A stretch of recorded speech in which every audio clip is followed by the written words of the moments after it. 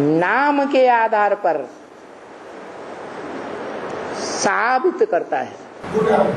भूटान, भ्रू माने भौ, भ्रू, टान माने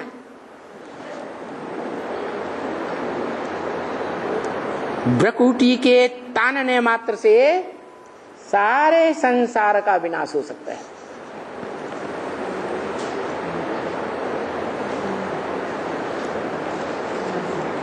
वो देश बताया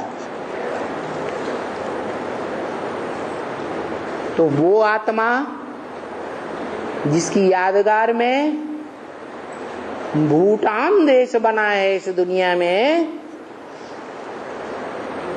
जहां राजतंत्र अभी भी चल रहा है। भले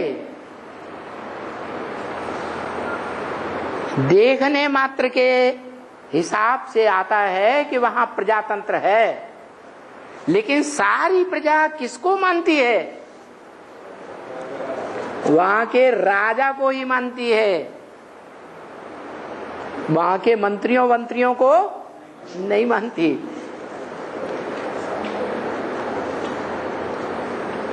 ऐसा सुदृढ़ राजतंत्र है वहां का, जिसको बाबा ने नाम दिया है रूहानी मिलिट्री। कैसी मिलिट्री? रूहानी मिलिट्री। ऐसा डिपार्टमेंट जिस डिपार्टमेंट में दुनिया के सभी देश सबसे जास्ती खर्चा करते हैं। कौन सा डिपार्टमेंट है? मिलिट्री। रूहानी कहां धरी है इस दुनिया में? बाहर की दुनिया की बात की, बाहर की दुनिया के सभी देशों में कौन सा डिपार्टमेंट है जिसके पीछे सबसे जास्ती खर्चा होता है? मिलिट्री। वो है हद की मिलिट्री, देह अभिमान की मिलिट्री।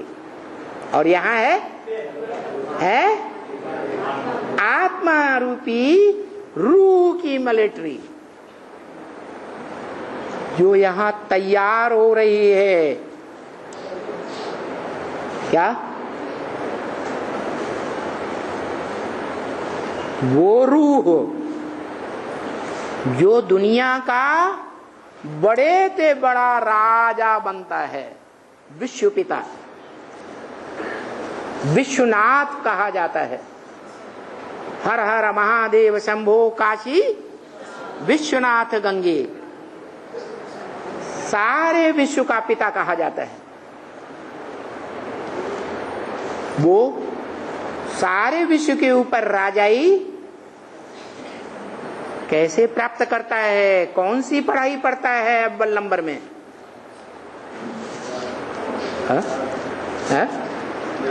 गीता में कौन सी पढ़ाई पढ़ाई गई? भगवान ने गीता ज्ञान दिया ज्ञान के गीत के रूप में, उसमें कौन सी पढ़ाई है? राजयोग की पढ़ाई। उस राजयोग में ऐसा राज भरा हुआ है जिसे गीता में कहा है क्या? राज विद्या, राजगुह्यम। ये राजाओं की विद्या है। गुह्यते गुह्य राज है। गुह्यात गुह्यतरम ज्ञानम। क्या? ऐसा ज्ञान जैसे सागर की गहराई, गुह्यता। आज तक दुनिया में कोई ने नहीं ले पाई। कोई को पता है सागर कितना गहरा है? जान पाया? लाख प्रयत्न करने पर भी नहीं जान पाया। ऐसा गुह्य ज्ञान, और ऐसा गुह्य ज्ञान को धारण करने वाला जो गुह्य राज जानता है, राजयोग का, वो राजयोग दुनिया की सबसे बड़े से बड़ी विद्या है। थ्योरी है या प्रैक्टिकल है? वो राज विद्या का ज्ञान देने वाला, ज्ञान का अखूट भंडारी शिव ही है, एकमात्र आत्मा। लेकिन वो गुह्य ज्ञान देता है, प्रैक्टिकल में योगी नहीं है। अगर कहें योगी है तो सवाल पैदा होगा किससे योग लगाता है?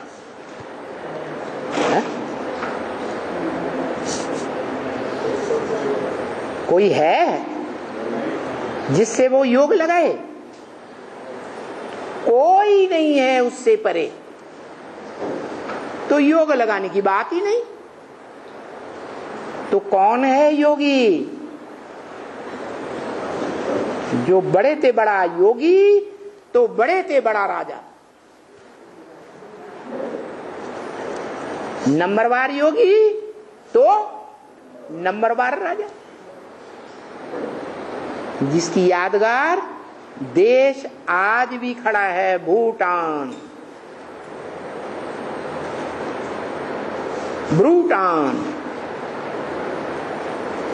जहां दुनिया की सबसे लंबे समय तक बादशाही चलती है। दुनिया के हर देश में बादशाह खत्म हो गए, राजाएं खत्म हो गए, बादशाही खत्म हो गई, लेकिन भूटान में आज भी बादशाही ही चल रही है। वो यादगार है उस दुनिया के बड़े ते बड़े राजा की, जिसके ऊपर, उसके ऊपर तो क्या, नेपाल के ऊपर किसी विदेश ने राजाई नहीं कर पाई, आक्रमण नहीं कर पाया किसी विदेशी ने। ऐसे ही उस देश के ऊपर किसी ने आक्रमण नहीं किया, और कोई आक्रमण करे भी तो ऐसी शक्तिशाली वो आत्मा है जिसकी यादगार भूटान देश है कि कोई इससे जीत ही नहीं सकता।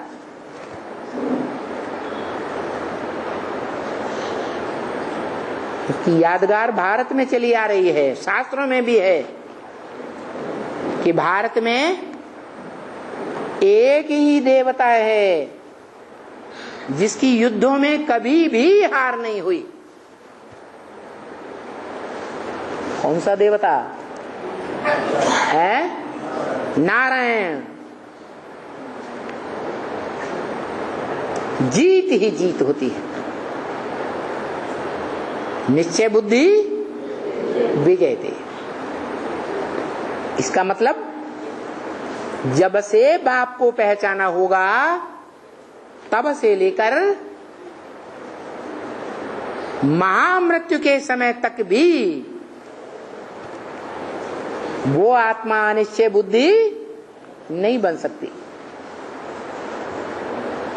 भले संसार की सबसे शक्तिशाली आत्मा साबित हो जाए, संसार उसे भगवान के रूप में मानने लगे, बोलने लगे, फिर भी वो अपने अंदर यही मान्यता रखेगा कि बाप बाप ही होता है, और बाप समान तो हो सकता है, लेकिन बाप बाप नहीं हो सकता।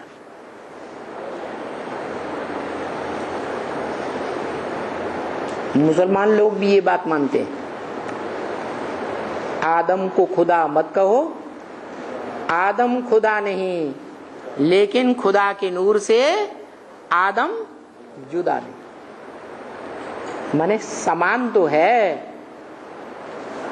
बाप समान, बाप का बच्चा बड़ा है तो, लेकिन बाप नहीं है। बाप बाप ही होता है और बच्चे बच्चे ही होते हैं। तो ये बात साबित होती है कि वही मनुष्य सृष्टि का बाप है जो इस मनुष्य सृष्टि में चारों सीन रूपी चारों युगों में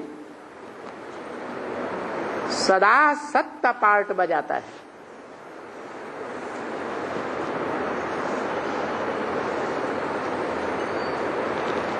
असत्य ठेठ अंत में जाके साबित हो जाता है।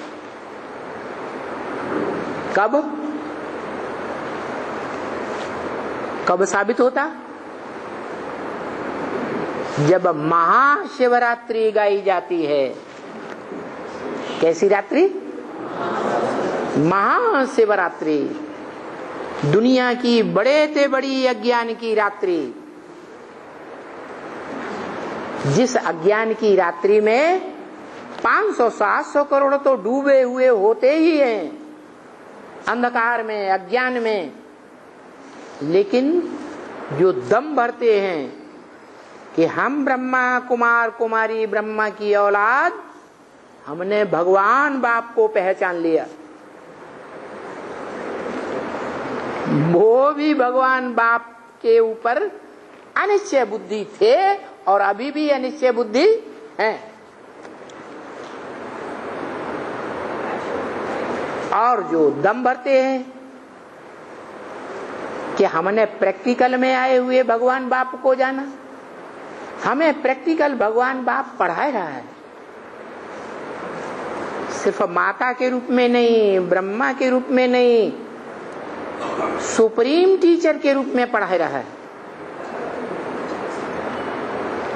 जो पाठधारी बाप भी है, टीचर भी है, सदगुरु भी है, और एक ही पाठधारी है, एक ही शख्स है, एक ही व्यक्तित्व। ऐसा दम भरने वाले जो सारे संसार के सामने ढोल पीट रहे हैं कि हमें भगवान बाप प्रैक्टिकल में मिल गया, वो भी नहीं जानते कि बाप का असली स्वरूप क्या है। जो मुरली में शिव बाप ने ब्रह्म वाक्य में बोला कि बच्चे अपने ही टिक टिक करते रहते हैं, चित्र बना के रख देंगे 32 किरणों वाला निराकार शिवलिंग,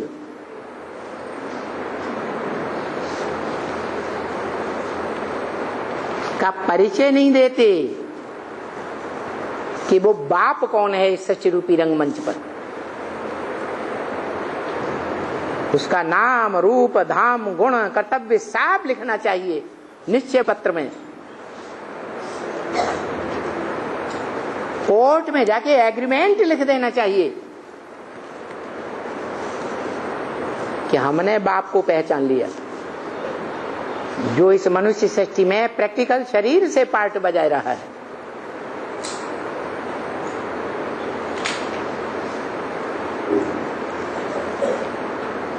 बेसिक ब्राह्मणों की बात छोड़ दें, एडवांस ब्राह्मणों का एडवांस ज्ञान लेने वालों में भी अभी तक ढेर के ढेर ऐसे निकले जो दम भरते थे कि हमें भगवान बाप मिल गया, यज्ञ के आदि में खून से लिखते थे, और इस जन्म में सरकारी स्टाम्प पेपर पर लिख कर देते हैं, शपथ पत्र लिख करके देते हैं, एफिडेविट कि हमें इस नाम रूप से भगवान बाप मिल गया। आज पहचानते हैं और कल विरोधी बन जाते हैं। आज निश्चय बुद्धि के रूप में जन्म लेते हैं बाप के बच्चे बनकर, और कल अनिश्चय बुद्धि की मौत सो जाते हैं। और अभी तो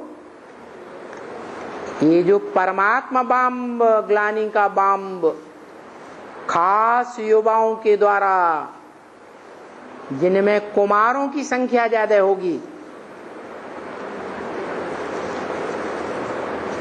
कुमारों के अंदर कौन सी आग सबसे जास्ती भड़कती रहती है?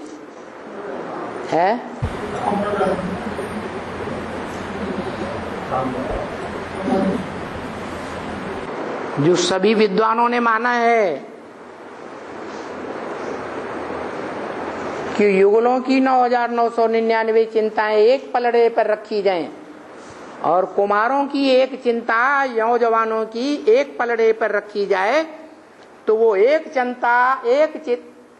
चिंता जो है वो पलड़ा भारी हो जाएगा, और युगलों की 9,999 चिंताओं वाला पलड़ा ऊपर उठ जाएगा। वो कौन सी चिंता है? अरे कुमारों में कोई चिंता ऐसी है जो आग के रूप में काम करती है? नहीं। अरे एक भी नहीं बोलता, कहते हम भी तो कुमार थे, हम क्यों बोले? हैं? अरे बड़ी धीरे से बोलते हैं, जोर से बोलो ना। काम विकार की आग, काम आग्नि जिसे कहते हैं। और ये आग ऐसी है जिसके बारे में शिव बाप ने ब्रह्म वाक्य बोल दिया। पहला वाक्य तो ये बोला कि सब पुरुष दुर्योधन दुशासन है। उनमें कुमारों की गिनती है या नहीं है ना? है। और उन कुमारों में बड़े ते बड़ा वरदान भी मिला हुआ है, ईश्वरीय वरदान। क्या? कुमार जो चाहे सो कर सकते हैं। नई दुनिया बनाना चाहें तो नई दुनिया बना सकते हैं, और सारी पुरानी दुनिया का विनाश करना चाहें तो विनाश भी कर सकते हैं। इतनी ताकत है कुमारों में।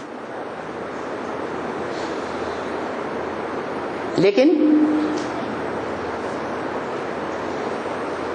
जो काम विकार की आग लगी रहती है, उसका रिजल्ट शिव बाप ने ब्रह्मा मुख से बताया। क्या? कामेषु क्रोधेषु। काम की आग जिनमें लगी होती है, कामना पूरी न होने पर वो क्रोध में आ जाते हैं। तो खास करके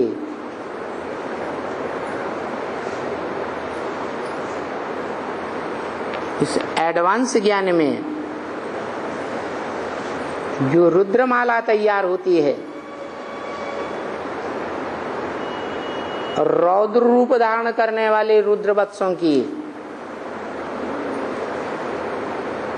उनमें जो कुमारों के रूप में पार्ट बजाए रहे हैं, उनमें ज्यादा जनसंख्या ऐसों की है जो काम विकार की आग शांत नहीं कर पाते, क्योंकि जो ईश्वरीय ज्ञान मिल रहा है उस धंधे में बुद्धि कम लगाते हैं और माया की बातों में बुद्धि ज्यादा लगाते हैं। अगर ज्ञान जल में बुद्धि डूबी रहे तो आग शांत होगी या नहीं होगी? लेकिन ढकोसला ज्यादा करते हैं, दिखाएंगे ऐसे, माँ बाप को, लौकिक घर वालों को भी ऐसे दिखाएंगे हम ईश्वर के बड़े सिकीलधे बच्चे हैं। घर में भी कोई काम नहीं करेंगे, माँ बाप तंग आकर जाओ जहां चाहे चले जाओ, और यज्ञ में आकर के भी जैसे चलना चाहिए, रूहानी मिलिट्री बनना चाहिए, वो बन के रहेंगे ही नहीं, अपनी मनमत जरूर चलाएंगे। और कन्याओं को भी खरी खोटी सुनाते हैं, गालियां भी देने लग पड़ते हैं।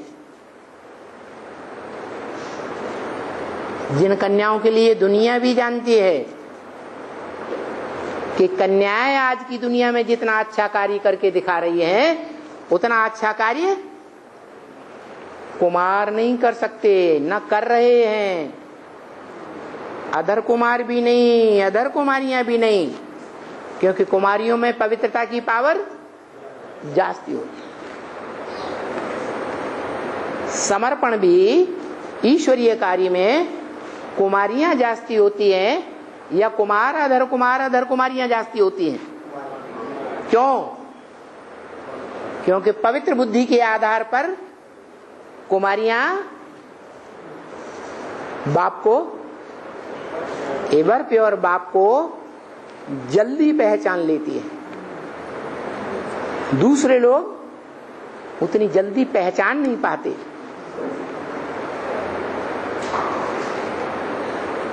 तो जो आग लगी रहती है कुमारों में, वो आग की पूर्ति नहीं होती, क्योंकि ज्ञान में तन अर्पण करके, धन अर्पण करके, मन अर्पण करके, मन के संकल्पों को अर्पण करके, संबंधियों की सारी ताकत लगाकर, दुनिया में जितने संपर्की आए हैं उनकी भी ताकत लगाकर ईश्वरीय सेवा में जीवन लगा देना चाहिए, वो नहीं लगा पाते। स्वार्थ युक्त जिंदगी बिताने में लग जाते हैं। तो क्या होता है? बाप को पहचानते हैं या न पहचानने के कारण ऐसा होता है? न पहचानने के कारण ऐसा होता है। बाप जो शिवालय बनाने आया है, उस शिवालय को वैश्यालय बनाना चाहते हैं।